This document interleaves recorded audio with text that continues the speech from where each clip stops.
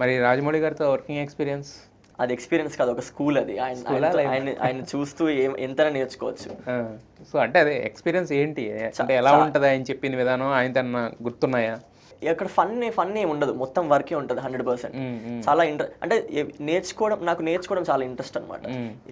ఎంత నేర్చుకుంటే అంత నేర్చుకుంటూనే ఉంటాను. I'm learner, always I'm learner. Okay. So ఆయనను చూసినప్పుడు, ఆయన సెట్లోకి వచ్చినప్పుడు ఆయన డిసిప్లిన్ కానీ, ఆయన కాన్సన్ట్రేషన్ కానీ, ఆయన ఏం చేస్తున్నారో, ఎలా చేపిస్తున్నారో జనాలతోని, అంతా చాలా ఇంట్రెస్టింగ్ ఉంటుంది. చాలా నేర్చుకున్నాను. మరి మీరేం టేకులు తీసుకున్నారు అంత పెద్ద డైరెక్టర్ దగ్గర? తినిపించు మామ సీన్ ఒక 2-3 షార్ట్స్లో అయిపోయింది. ఓకే, ఫాస్ట్ గానే అయిపోయింది. అంటే బేసిక్గా ఆయన చూపిస్తారు అనమాట, నాన్న ఇది కావాలి నాన్న నాకు, ఇది ఆయన చేసి చెప్తారు, ఇది కావాలి నాన్న నాకు, ఇదమ్మా ఇది చెయ్యాలి అంటే ఓకే నాన్న సూపర్ అంతే. మరి ఆయన కోపం గురించి చాలా కథలుగా చెప్పుకుంటారు. ఎప్పుడు మీతోనే కాదు, సెట్స్ లో ఉన్నప్పుడు 10 రోజుల్లో ఎప్పుడు ఏమో నేను ఉన్నప్పుడు ఆయన ఎప్పుడు కోపడ్డా నేను ఎప్పుడు చూడలేదు. మరి సత్యరాజు తర్వాత ఇలాంటి వాళ్ళతో చేయడం అనేది ఎక్స్పీరియన్స్ అంటే వాళ్ళందరూ సెట్ లో ఉంటారు కానీ ఎక్కువ మాట్లాడరు. వాళ్ళు కూడా అంతే, జస్ట్ వర్క్ చేసుకుంటారు వెళ్ళిపోతారు.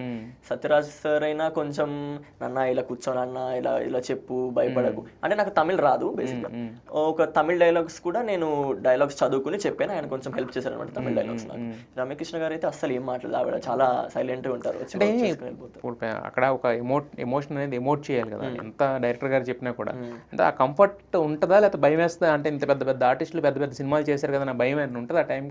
నాకు బాహుబలి అప్పుడు కొంచెం భయం వేసింది, ఎందుకంటే అంతమంది ప్రెజెన్స్ లో చాలా చాలా పెద్ద క్రూ, చాలా పెద్ద ప్లేస్, చాలా పెద్ద ఎన్విరాన్మెంట్, వాళ్ళందరి మధ్యలో చేసి ఫస్ట్ 2 days కొంచెం అదేదో లోపల కొంచెం గాబర్గా ఉండేది, కొంచెం అన్కంఫర్టబుల్ గా.